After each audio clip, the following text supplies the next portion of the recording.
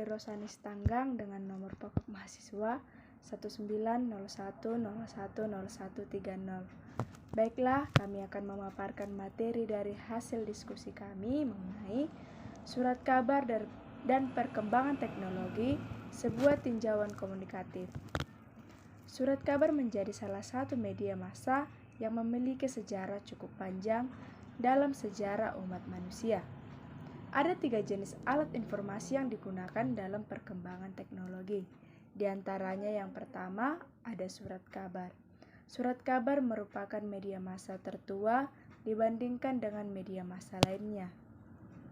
Yang kedua ada mainstream media, new media. Istilah mainstream media terkadang disingkat MSM, diciptakan untuk membantu memetakan landscape media yang terus berubah. Dan yang ketiga ada media panas atau hot media dan media dingin atau cool media. Media panas adalah media yang tidak menuntut perhatian besar dari pendengar, pembaca atau penonton atau audiens media bersangkutan. Media dingin merupakan media definisi rendah yang membutuhkan partisipasi audiens yang cukup besar.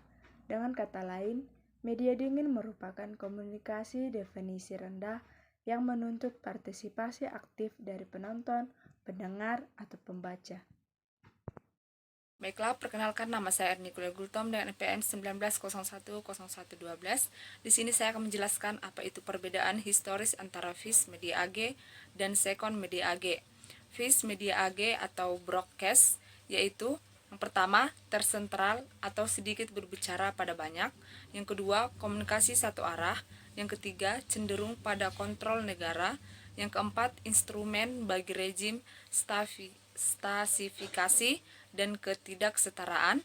Yang kelima, peserta terfragmentasi dan dipandang sebagai suatu massa. Yang keenam, memengaruhi kesadaran. Ada juga second media AG atau interactivity, yaitu yang pertama tersebar atau banyak berbicara pada banyak. Yang kedua, komunikasi dua arah.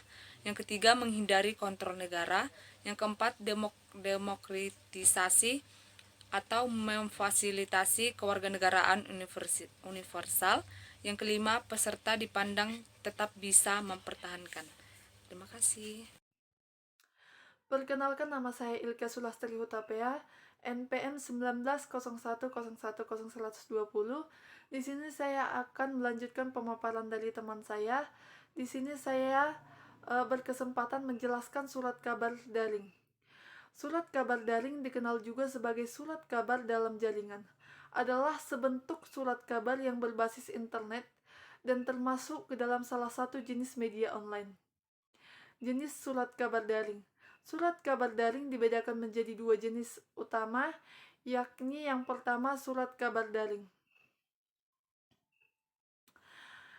Jenis yang pertama merujuk pada eksistensi surat kabar online yang terpisah dengan surat kabar cetak. Terpisahnya artinya konten maupun keberadaan surat kabar daring ini tidak menyertai versi cetaknya, seperti detik.com, okjohn.com, dan vivanews.com. Yang kedua, surat kabar hybrid. Surat kabar daring ini menyediakan versi cetak pula, contohnya kompas.com yang berhybrid dengan Kompas cetak dan tempointeraktif.com dengan versi cetaknya pada koran Tempo dan majalah Tempo.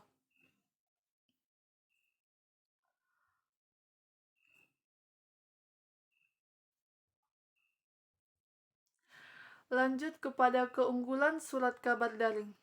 Keunggulan utama surat kabar daring adalah kecepatan dan kebaruan berita yang terjaga sepanjang waktu.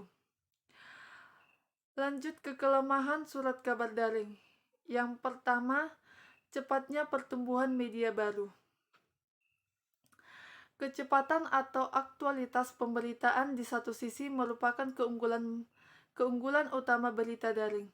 Namun acap kali mengabaikan prinsip-prinsip jurnalisme yang lain seperti akurasi, faktualitas, objektivitas, dan etika. dan etika jurnalistik. Hal ini disebabkan oleh banyak hal, diantaranya persaingan antar media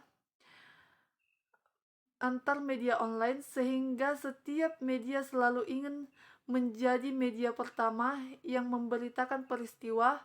Karena itulah prinsip-prinsip jurnalisme seringkali terabaikan. Yang kedua, media digital yang membutuhkan akses internet.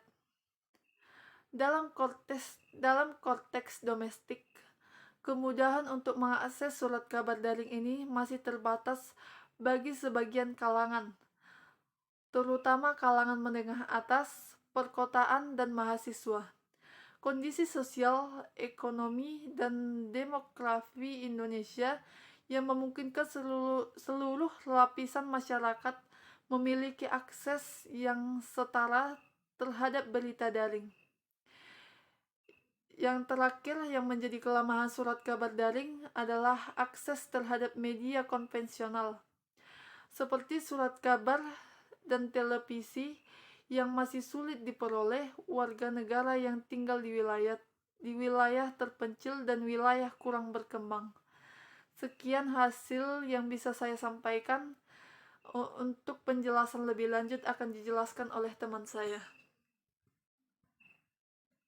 Proses dan teknik produksi surat kabar. Seiring berkembangnya teknologi, yang pertama adanya proses printing atau percetakan dan litografi. Dalam proses printing atau pencetakan dulu mengalami perkembangan yang cukup signifikan pada akhir tahun 1890-an. Awalnya dibutuhkan ukiran atau cetakan kayu atau metal, piringan master. Namun kemudian ditemukan litografi yang bisa mempercepat proses percetakan. Kemudian ada offset printing. Setelah Perang Dunia Kedua, offset printing diperkenalkan dan diproduksi. Teknologi ini bisa meningkatkan kualitas, kecepatan percetakan, dan ekonomis dari segi biaya. Kemudian ada komputerisasi.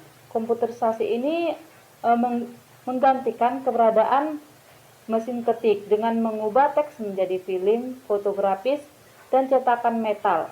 Komputerisasi ini menyederhanakan proses pencetakan. Kemudian ada teknologi scanners. Dalam proses scanners ini merupakan alat untuk mengganda berkas, kemudian dikonversi dan disimpan dalam bentuk digital. Kemudian ada mesin fotokopi.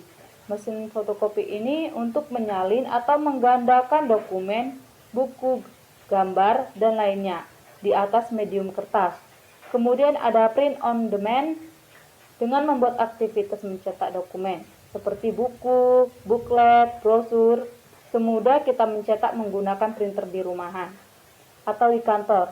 Kemudian ada beberapa kasus yang merupakan dampak adanya media informasi online yang muncul di awal dekade 2000-an di Amerika Serikat atau MC Quail 2011. Yang pertama, 2 surat kabar di Amerika mengumumkan penerbitan edisi cetak terakhir mereka. Ini di harian tertua di Arizona, Tucson Citizen menerbitkan edisi terakhir pada Sabtu 16 Mei 2009. Sedangkan di surat kabar Ann Arbor News di Michigan menerbitkan harian terakhir mereka pada tanggal 23 Juli 2009. Hal ini terjadi karena mereka banyak kehilangan pembaca yang berimigrasi ke dunia maya atau online. Penerimaan iklan merosot gratis dan penjualannya jatuh tajam. Kedua, ada pembaca majalah anjlok. Pembaca majalah anjlok ini sangat turun total dan koran juga turun, sementara membaca di internet malah mengalami kenaikan. Sehingga dari tahun lalu, menurunnya tren membaca media cetak kebanyakan disebabkan karena konsumen terlalu sibuk untuk membaca di online dan juga beralih ke TV. Kemudian ada ketiga, surat kabar Sitel Post-Intelligence atau Sitel PI yang sudah berusia sampai dengan 146 tahun, tepat Selasa 17 Maret 2009. Terpaksa dihentikan edisi cetaknya. Ini dikarenakan semakin turunnya pemasukan iklan, beban sirkulasi, dan pindahnya pembaca media cetak ke portal berita yang gratis di internet. Sekian itu saja dan akan dilanjutkan oleh teman saya. Terima kasih. Selamat pagi, perkenalkan nama saya Mai Teresia Artonang, MPM 19010133. Baik, di sini saya akan melanjutkan materi mengenai surat kabar daring di Indonesia. Masyarakat yang semakin akrab dengan teknologi internet menjadi salah satu alasan cepatnya perkembangan surat kabar daring di Indonesia. Kemampuan media ini mensajikan berita secara singkat, cepat, mudah diakses, dan murah menjadi dasar preferensi konsumen surat kabar daring. Nah, kini masyarakat Indonesia cenderung beralih pada berita berbasis web, karena surat kabar daring lebih murah serta mensajikan informasi yang lebih real time. Sedangkan informasi peristiwa yang bisa didapat dari koran baru bisa dibaca minimal sehari setelah peristiwa berlangsung. Berdasarkan penelitian, faktor usia pun menjadi salah satu pemicu mengapa berita di website lebih banyak dinikmati daripada surat kabar. Nah, generasi muda lebih menyukai media online yang terlihat lebih modern dibandingkan media cetak yang dipilih generasi tua. Baik, di sini ada kesimpulan.